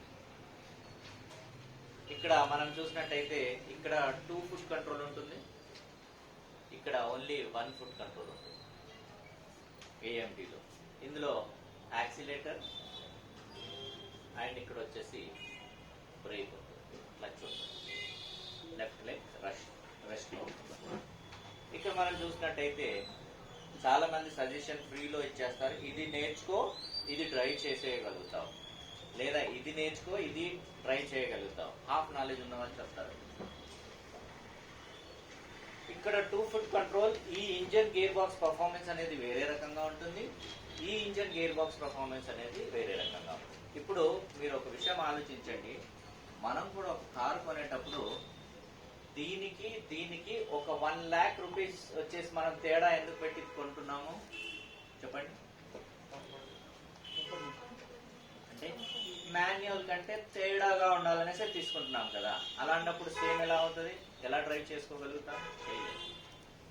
దీని డ్రైవింగ్ వేరే ఉంటుంది, దీని ఇన్స్ట్రక్షన్స్ వేరే ఉంటాయి, దీని ఇన్స్ట్రక్షన్స్ వేరే ఉంటాయి. సో లాట్ ఆఫ్ మెంబర్స్ ఏం చేశారు, ఎవరెవరో సజెషన్ ఇచ్చేసారు, వచ్చి మాన్యువల్ నేర్చుకున్నారు, తీరా షోరూమ్కి వెళ్ళి కార్ తెచ్చేటప్పుడు తీసుకురాలేకపోయారు. మళ్ళీ వాళ్ళ డ్రైవర్ని తీసుకొచ్చి ఇంటి దగ్గర పెట్టి మళ్ళీ వచ్చి జాయిన్ అయ్యి మళ్ళీ మొన్నే కదా సార్ నేర్చుకున్నారు, లేదు సార్ మా ఫ్రెండ్ చెప్పారు మాన్యువల్ నేర్చుకుంటే ఆటో ట్రాన్స్మిషన్ వచ్చేస్తుంది అనేది, ఇప్పుడు నేను ఆటో ట్రాన్స్మిషన్ డ్రైవ్ చేయలేకపోతున్నాను. సో మళ్ళీ జాయిన్ అయ్యి, అంటే ఇక్కడ 2 times మనం ఇన్వెస్ట్మెంట్ చేస్తున్నాం. సో ఫస్ట్ డే మనం సజెషన్ ఎలా ఉండాలి అంటే కరెక్ట్గా మనం ఆటో ట్రాన్స్మిషన్కి వెళ్తున్నామా, ఆటో ట్రాన్స్మిషన్, లేదు మాన్యువల్కి వెళ్తున్నామా, మాన్యువల్, లేదు అంటే 2 నేర్చుకోవాలి, కాంబో. 20 days ఇందులో నేర్చుకోవాలి, 10 days దీంట్లో, ఇది ఎనఫ్ 10 days. దీంట్లో ఉండే బేసిక్స్ తెలిసాయి అనుకున్నప్పుడు అది ప్రాబ్లం ఏముంటుందంటే, ఇక్కడ మనం ఏం చేస్తాం, రన్నింగ్ లో గేర్ మారుస్తాం, అంతేనా, రన్నింగ్ లో గేర్ ఇక్కడ రన్నింగ్ లో గేర్ మార్చడానికి ట్రై చేసినా మారదు. ఎప్పుడైతే కార్ టోటల్ ఆగుతుందో, ఆర్పిఎం 0 వస్తుందో అప్పుడే గేర్ మారుతుంది. ఇక్కడ ప్రతిదీ బ్రేక్ తోనే కనెక్ట్ అయి ఉంటుంది. గేర్ మార్చాలన్నా బ్రేకే, కార్ ఆపాలన్నా బ్రేకే, కార్ స్టార్ట్ చేయాలన్నా బ్రేకే. ఇక్కడ అలా లేదు, ఇక్కడ మళ్ళీ డిఫరెంట్ ఉంటుంది కదా. సో ఇక్కడ బ్రేక్ చేయాలన్నా క్లచ్చే, గేర్ మార్చాలన్నా క్లచ్చే, ఇవన్నీ డిఫరెంట్ ఉంటాయి. ఇక్కడ ఎక్సిలేటర్కి తేడా ఉంటుంది. మళ్ళీ ఇక్కడ మనం ఎక్సిలేటర్ ఇచ్చి క్లచ్ అని వదిలితే దూకుతుంది బండి, ఇది దూకదు. గేర్ వేసేసి అలాగే వదిలేస్తే అక్కడే ఆగి ఉంటుంది, ఎక్సిలేటర్ ఇచ్చేంత వరకు వెళ్ళదు. సో ఇవన్నీ తేడాలు ఉంటాయి. మనం కూడా ఎందుకు తీసుకుంటున్నామంటే కొంచెం డిఫరెంట్గా ఉండాలనేసి తీసుకుంటున్నాం. ఇక మనం దీని ఆపరేటింగ్ సిస్టమ్ని మనం నేర్చుకుందాం. ఇక్కడ మనం చిన్నగా మిస్టేక్ జరిగేది, first of all foot control A విధంగా పెట్టాలి. చాలాసార్లు మనం చూస్తాం కదా, రోడ్డు పైన రోడ్ యాక్సిడెంట్ జరుగుతాయి, మనతో పాటే వస్తుంటాడు, ట్రాఫిక్ జామ్ అయి ఉంటుంది, అక్కడ ఆగే బదులు ఏం చేస్తాడు, ఇంకా స్పీడ్ పెంచి అందరినీ గుద్దుకుంటూ ముందుకు వెళ్ళిపోతాడు. ఎందుకు జరుగుతుంది అది, ప్యానిక్ అయ్యి ఏం చేస్తాడు, బ్రేక్ కి బదులు యాక్సిలేటర్ నొక్కుతాడు. ఎందుకు, డైరెక్ట్ గా కాల్ అక్కడే ఉంటుంది కాబట్టి.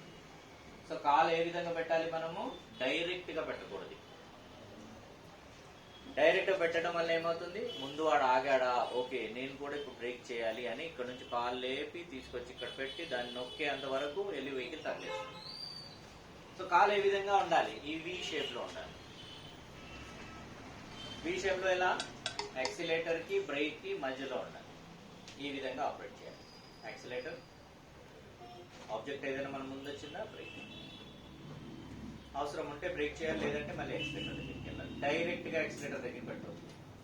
కానీ కొన్ని సందర్భాలు జరగవచ్చు, మన మైండ్ ఆబ్సెంట్ ఉండొచ్చు, ఏదో ఆలోచనలు ఉండొచ్చు, అప్పుడు ఏమవుతుంది, సడన్ గా ఏదైనా కనిపించిందంటే అదే బ్రేక్ అనేసి యాక్సిలేటర్ ని నొక్కేస్తాం. ట్రైనింగ్ లో కూడా చాలాసార్లు జరుగుతుంది అలా. సో ఎలా చేయాలి, ఈ వి టైప్ లో పెట్టాలి. సో ఎప్పుడైతే మనకు యాక్సిలేటర్ రన్ చేసుకుంటూ వెళ్తున్నామో, ముందు ఏదైనా ఆబ్జెక్ట్ వస్తుందంటే బ్రేక్, అవసరం ఉంటే బ్రేక్ చేస్తున్నాము, లేదంటే యాక్సిలేటర్ కంటిన్యూ చేసుకుంటూ అదే గేర్ లో వెళ్ళిపోతున్నాము. ఇక యాక్సిలేటర్ ని ఏ విధంగా వాడాలి, యాక్సిలేటర్ ని ఇలా వాడుతున్నామా, లేదు కదా. ఏ విధంగా వాడుతున్నాం మనము, యాక్సిలేటర్ ని నెమ్మదిగా స్పీడ్ ని పెంచడానికి ఈ విధంగా వాడుతున్నాము. ఎప్పుడైతే స్పీడ్ అయిపోతుందో వదిలేస్తాం. స్పీడ్ ఎక్కువ పెరిగితే ఏం చేస్తాం, మనం యాక్సిలేటర్ వదిలేస్తాం కదా. అయితే ఈ స్పీడ్ ని ఏదైతే వదులుతున్నామో మనము, దీన్ని థర్డ్ బ్రేక్ అంటారు. ఏదైతే మనం కంటిన్యూ చేసుకుంటూ ఇలా వస్తున్నాం, 80 స్పీడ్ లో వస్తున్నాం, ఎవరైనా అక్కడ వచ్చారు, ఇలా వదిలేస్తాం కదా, ఏమవుతుంది, వెహికల్ స్పీడ్ కంట్రోల్ అవుతుంది. దీన్ని థర్డ్ బ్రేక్ అంటారు. మంచి డ్రైవర్ కి అలవాటు, తక్కువ హారన్ కొట్టాలి, తక్కువ బ్రేక్ చేయాలి, ఓకే. అండ్ రెండోది థర్డ్ బ్రేక్ ని యూజ్ చేయాలి. థర్డ్ బ్రేక్ అంటే ఏంటిది, ఎక్సిలేటర్ తో వెహికల్ ని కంట్రోల్ చేసుకుంటూ డ్రైవ్ చేయడం. చూడండి, ఇక్కడ నుంచి మనం వెళ్తున్నాం, ఒక 70 స్పీడ్ లో ఉన్నాం, విజేత దగ్గర ఎవరైనా రోడ్డు క్రాస్ చేస్తున్నారంటే మనకు కనిపిస్తూ ఉంటారు. సో మనం వెళ్లే లోపు వాళ్ళు క్రాస్ చేయలేకపోతారు. అప్పుడు ఏం చేస్తాం, మనం ఇక్కడ యాక్సిలేటర్ వదిలేస్తాం. ఆ గ్యాప్ ఏదైతే వస్తుందో అందులో వాళ్ళు క్రాస్ చేసేసుకుంటారు. ఆ తర్వాత అదే గేర్ లో మనం కంటిన్యూ చేసుకుంటూ వెళ్ళిపోతాం. ఇక్కడ చూడండి, మీరు హారన్ కొట్టలేదు, బ్రేక్ చేయలేదు, క్లచ్ నొక్కలేదు, గేర్ మార్చలేదు, సేమ్ అదే గేర్ లో కంటిన్యూ చేసుకుంటూ ముందుకెళ్ళి కదా. సో ఈ విధంగా మనం చూసినట్టయితే మనం ఇక్కడ అర్థం చేసుకొని డ్రైవ్ చేస్తే రోడ్ యాక్సిడెంట్ అనేటివి జరగవు. చాలా మంది ఏం చేస్తారు, వాళ్ళు రోడ్ క్రాస్ చేస్తున్నా వాడు వెనకాల నుంచి వెళ్ళిపోదామని క్రాస్ చేసి తీసుకొస్తారు. క్రాస్ చేసినప్పుడు ఏమవుతుంది, ఇటు నుంచి వచ్చేవాడు పాపం వాడు ఎక్కడ వెళ్తాడు. సో ఇలాంటి చిన్న చిన్న మిస్టేక్స్ వల్లనే రోడ్ యాక్సిడెంట్స్ అనేటివి ఎక్కువ జరగడం జరుగుతుంది. సో ఎక్సిలేటర్ ని ఏ విధంగా వాడుతున్నాం మనము గుర్తుపెట్టుకోండి. ఈ విధంగా మనము మెల్లిమెల్లిగా నొక్కుంటూ స్పీడ్ ని పెంచుతున్నాము. ఎప్పుడైతే స్పీడ్ ఎక్కువైపోతుందో కొంచెం తగ్గిస్తే మళ్ళీ స్పీడ్ తగ్గుతుంది. మళ్ళీ ఆ తర్వాత మనం ఏం చేస్తున్నాం, ఈ విధంగా తీసుకెళ్తున్నాము, ఈ విధంగా మళ్ళీ మనము తగ్గిస్తూ ఉన్నాము. ఓకే, దీన్ని ఏ విధంగా వాడాలి? బ్రేక్ అనేది ఒక ప్లేస్ లో వెళ్ళిన తర్వాత ఆగుతుంది, ఇంకా కింది వరకు వెళ్ళదు. వెళ్తుందా? వెళ్ళదు కదా.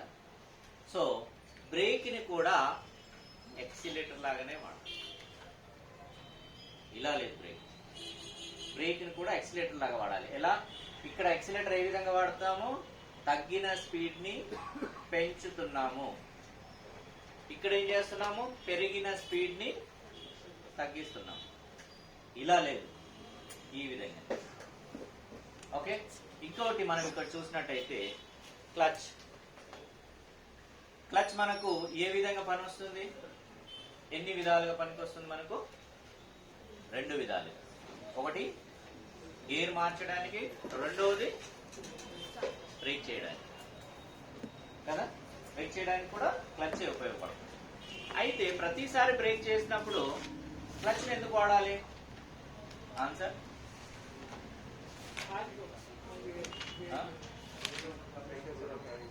ప్రతిసారి మనం క్లచ్ ఎందుకు వాడాలి బ్రేక్ చేసినప్పుడు?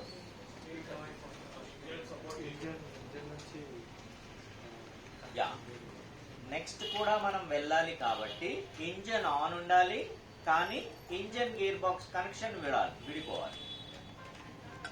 సో క్లచ్ నొక్కడం అంటే ఏంటిది, ఈ ఇంజిన్ ఏం చేస్తుంది, గేర్ ని లాగుతూ ఉంటుంది, కార్ ని ముందుకు తీసుకెళ్తుంటుంది. అయితే ఇక్కడ మనము డైరెక్ట్ గా బ్రేక్ చేయడం వల్ల ఏమవుతుంది, క్లచ్ వదిలేస్తుంది కాబట్టి ఇంజిన్ లాగుతుంది, కానీ మీరేం చేస్తున్నారు, ఇటు నుంచి బ్రేక్ చేస్తున్నారు కాబట్టి ఈ ఇంజన్ లో ఉన్న కెపాసిటీ ఏదైతే ఉందో, ఎంత లాగగలుగుతుందో అంత లాగని పరిస్థితులు ఏం చేస్తుంది, దాని అంతటా అది ఆఫ్ అయిపోతుంది. సో క్లచ్ నొక్కడం వల్ల ఏమవుతుందంటే ఇంజన్ స్టార్ట్ ఉంటుంది, గేర్ బాక్స్ విడిపోతుంది. ఎప్పుడైతే మనం అక్కడ స్లో చేయాలో, స్లో చేసిన తర్వాత గేర్ మార్చుకున్నాక ఎప్పుడైతే క్లచ్ మళ్ళీ వదులుతామో, ఇవి రెండు వచ్చి మ్యాచ్ అయ్యి మళ్ళీ ఇది లాగడం స్టార్ట్ అవుతుంది. So engine gear box connection ని విడగొట్టడానికి మనం ఏం చేస్తున్నాము, క్లచ్ నొక్కుతున్నాము. అంటే నెక్స్ట్ కూడా వెళ్ళాలి కాబట్టి ఇంజిన్ ఆన్ ఉండాలి, అప్పుడే కదా మళ్ళీ వెళ్ళేది మనం. అయితే ఇక్కడ మనం గుర్తుపెట్టుకోవాల్సింది ఏంటంటే, బ్రేక్ ఫస్ట్ చేయాలా, క్లచ్ ఫస్ట్ చేయాలా? ఇది కూడా కన్ఫ్యూజన్ ఉంటుంది మనకు. అసలు బ్రేక్ చేయాలా? ఇన్స్ట్రక్టర్ ఏంటిది, కొన్నిసార్లు ఏమో ఫస్ట్ క్లచ్ అంటాడు, ఆ తర్వాత బ్రేక్ అంటాడు. ఇదేంటిది? మీరు చూడండి, ఎక్కువ రన్నింగ్ లో అంటే ఎక్కువ స్పీడ్ లో ఉన్నప్పుడు మీరు క్లచ్ కనుక నొక్కితే ఏమవుతుంది, వెహికల్ ఇంకా స్పీడ్ అయిపోతుంది, కంట్రోల్ పోతుంది. 2 వీలర్ వాళ్ళు అయితే ఛాన్సులు పడిపోతారు కదా. డౌన్ లో ఏమంటారు, పెట్రోల్ పీల్చుకోవడానికి ఏం చేస్తారు, న్యూట్రల్ చేసేసి అలా క్లచ్ నొక్కేసి పెడతారు, లేదంటే గేర్లో పెట్టి క్లచ్ నొక్కగానే అది వెళ్ళే అంత స్పీడ్ లో వెళ్ళి ఆ తర్వాత ఇలా పడిపోతారు. ఎందుకు? స్పీడ్ ఫ్రీ అయిపోతుంది, దేంతో కనెక్షన్ ఉండదు కాబట్టి, టైర్ల మీదనే తిరుగుతూ ఉంటుంది కాబట్టి అలా ఇంజిన్ గేర్ బాక్స్ తో కనెక్షన్ ఉండదు. సో ఇలా జరుగుతుంది. కార్ కూడా అలాగే జరుగుతుంది. ఎప్పుడు ఈ విధంగా రన్నింగ్ లో క్లచ్ అనేది నొక్కకూడదు. ఎప్పుడు నొక్కాలి? హై స్పీడ్, మనం 80, 100 లేదా 70, 60 స్పీడ్ లో ఉన్నప్పుడు వెహికల్ ని స్లో చేయాలంటే ఫస్ట్ బ్రేక్, తర్వాత క్లచ్, టోటల్ బ్రేక్. ఎక్కువ స్పీడ్ ఉన్నప్పుడు ఫస్ట్ బ్రేక్ తో స్పీడ్ ని కంట్రోల్ చేసి ఆగే మూమెంట్ లో ఇంజన్ గేర్ బాక్స్ కనెక్షన్ ని విడగొట్టి తర్వాత మొత్తం బ్రేక్ చేయాలి. హై స్పీడ్ ఉన్నప్పుడు ఫస్ట్ బ్రేక్, తర్వాత క్లచ్, ఇలా గుర్తుపెట్టుకోండి. అదే స్లో ఉన్నప్పుడు ఫస్ట్ క్లచ్, తర్వాత బ్రేక్. అదే ఇక్కడ ఫస్ట్ క్లచ్ బ్రేక్ చేసేసామంటే ఇలా కొట్టుకొని ఆగిపోతుంది, ఎందుకంటే స్పీడ్ తక్కువ ఉంది కాబట్టి. సో ఇక్కడ స్లో స్పీడ్ ఉన్నప్పుడు ఏం చేయాలి, క్లచ్ ఫస్ట్, తర్వాత బ్రేక్. ఓకే, హై స్పీడ్ ఉన్నప్పుడు ఫస్ట్ బ్రేక్, తర్వాత క్లచ్. రెండవది, ఈ క్లచ్ ఇంకో విధంగా మనకి ఏ విధంగా ఉపయోగపడుతుంది. క్లచ్ హాఫ్ క్లచ్ అంటారు కదా, హాఫ్ క్లచ్ వదలండి, క్లచ్ హాఫ్ క్లచ్ వచ్చిన తర్వాత బ్రేక్ను వదలండి అంటారు. అసలు ఈ హాఫ్ క్లచ్ వచ్చింది అనేసి ఎలా తెలుస్తుంది? దీన్ని మనకు క్లచ్ బైటింగ్ పాయింట్ అంటారు. ఒకసారి మీరు చూసినట్టయితే ఆ ప్లేస్ లో వచ్చిన తర్వాత వెహికల్ ఒక వైబ్రేషన్ ఇలా వస్తుంది. ఎలా? ప్రతిసారి మనం కార్ డ్రైవ్ చేసేటప్పుడు కార్ని స్టార్ట్ చేయాలి అంటే క్లచ్ బ్రేక్ నొక్కి స్టార్ట్ చేసి అలవాటు చేసుకోవాలి స్టార్టింగ్ నుంచి. అది ఏ కార్ అయినా కానివ్వండి, ఆటో ట్రాన్స్మిషన్ వదిలేసి. మాన్యువల్ కార్ ఏదైనా మీరు డ్రైవ్ చేస్తున్నారు అంటే క్లచ్ అండ్ బ్రేక్ని నొక్కేసి కార్ని స్టార్ట్ చేయాలి. కార్ స్టార్ట్ అయిపోయిన తర్వాత ఫస్ట్ గేర్ వేసుకొని 90% ఇక్కడ చేసే మిస్టేక్ ఏంటంటే బ్రేక్ను వదిలేసి ఎక్సిలేటర్ దగ్గరికి వెళ్తారు. సో బ్రేక్ను వదలకూడదు. ఇప్పుడే ఏం అలవాటు చేసుకోవాలి? ఫస్ట్ క్లచ్ని రిలీజ్ చేయాలి.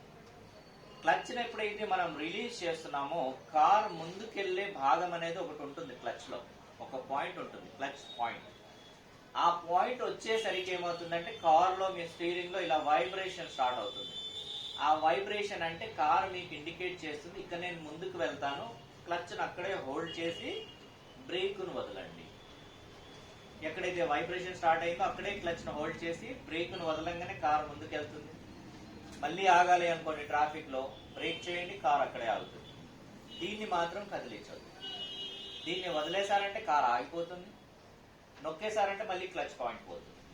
మీరు చూసారా heavy traffic, bumper to bumper driving, కార్లు మెల్లిమెల్లిగా కదులుతుంటాయి. ప్రతిసారి అతను క్లచ్ పాయింట్ తీసుకొస్తాడా? రాదు. ఇదే ఫార్ములా యూజ్ చేస్తారు.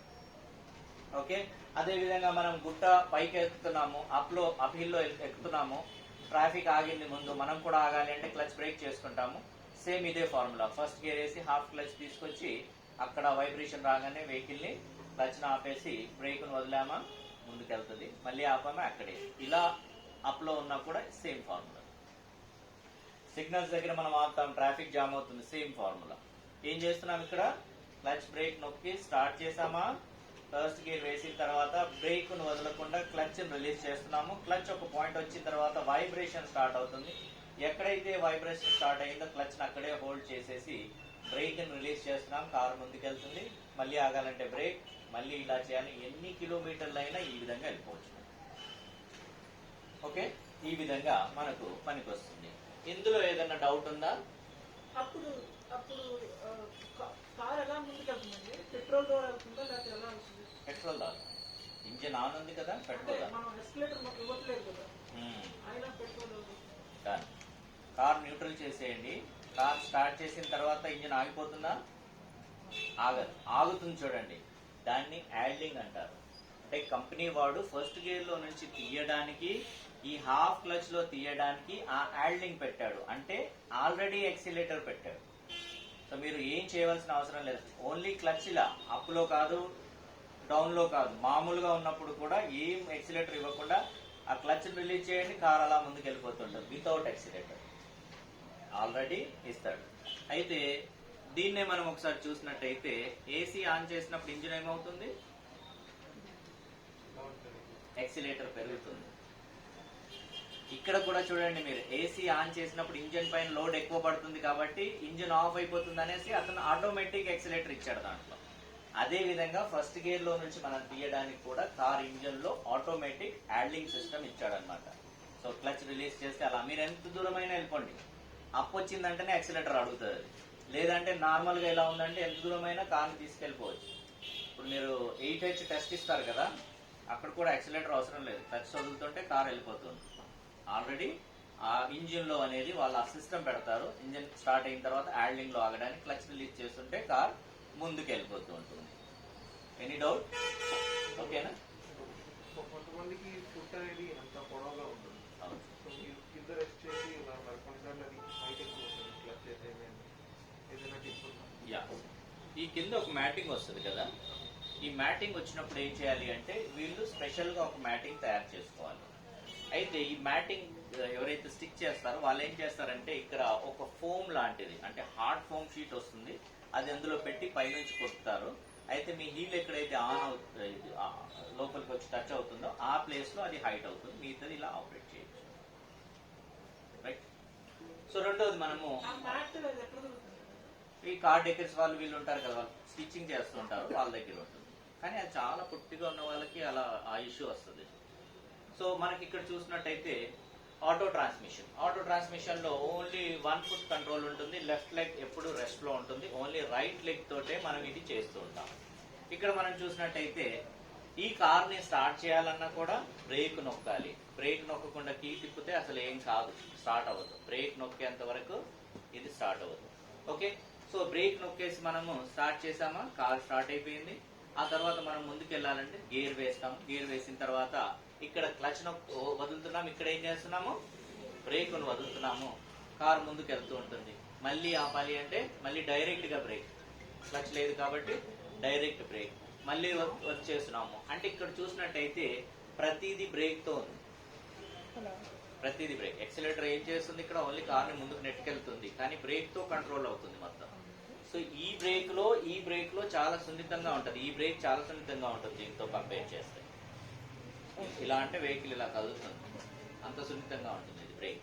అయితే దీంట్లో మొత్తం సెన్సర్ సిస్టమ్ ఉంటుంది. గేర్ కి సంబంధించింది సెన్సర్ ఉంటుంది, బ్రేక్ కి సంబంధించింది, గేర్ మార్చేది, ఇవన్నీ సెన్సర్స్ ఉంటాయి అన్నమాట. దీంట్లో స్పెషల్ కిట్ ఉంటుంది. ఇక్కడ మనం చూసినట్టయితే వన్స్ ఒకసారి కార్ స్టార్ట్ అయిపోయింది, గేర్ వేసాము. గేర్ వేసిన తర్వాత ఈ కార్ లో ఎక్కడ ఆఫ్ అయిపోవడం అనేది ఉండదు. కార్ ఇంజన్ ఆగిపోవడము, జట్కాలు కొట్టడము ఇలా ఉండదు.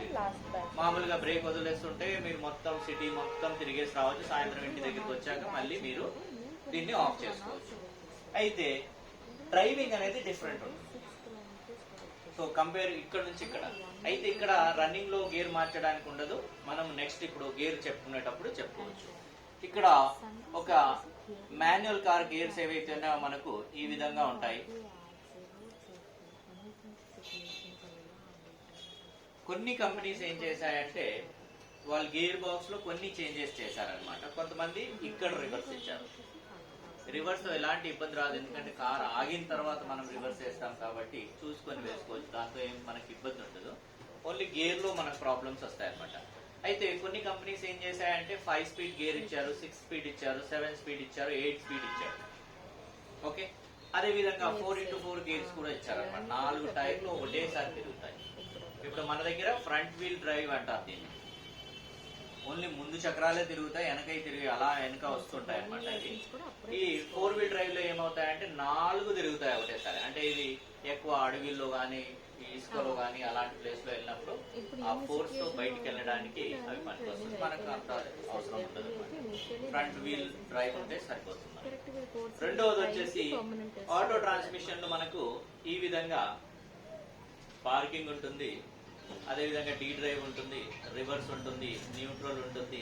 అదే విధంగా కొన్ని కంపెనీస్ D1 ఇచ్చాడు, D2 ఇచ్చాడు. అలా వాళ్ళు గేర్ బాక్స్ ని వాళ్ళ కెపాసిటీని పెంచుకుంటూ అందులో 4 సిలిండర్ ఇంజిన్ ఉంటుంది, 3 సిలిండర్ ఇంజిన్ ఉంటుంది, 6 సిలిండర్ ఇంజిన్ ఉంటుంది, 8 సిలిండర్ ఇంజిన్ వెహికల్స్ ఉంటాయి. దాన్ని బట్టి గేర్ కెపాసిటీని పెంచుతుంటారు. కానీ వర్క్ చేసే విధానం అనేది అన్నిట్లో ఒకటే ఉంటుంది.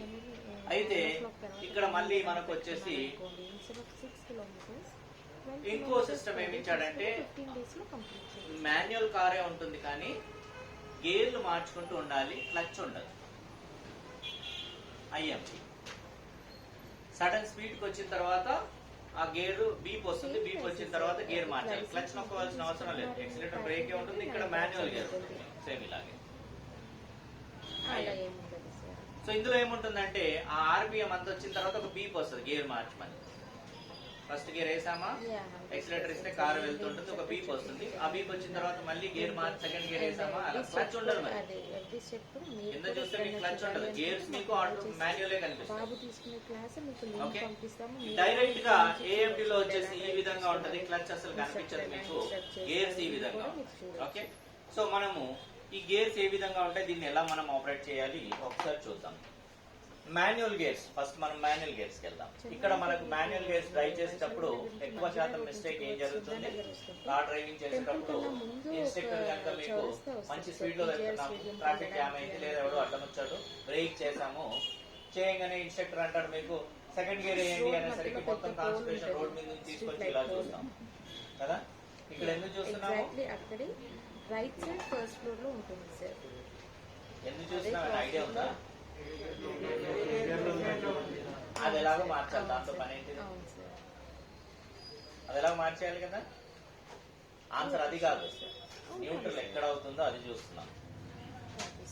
ఇంకో గేర్కి వెళ్ళాలంటే న్యూట్రల్ కి రావాలి కదా, ఆ న్యూట్రల్ ఎక్కడ అవుతుందో దానికోసం చూస్తున్నాం. అది ఎట్లాగో మార్చాలి, దాంతో సంబంధం లేదు మనకి. సో ఈ రోజు మనం చూడకుండా ఏ విధంగా గేర్ వేద్దాము అది తెలుసుకుందాం.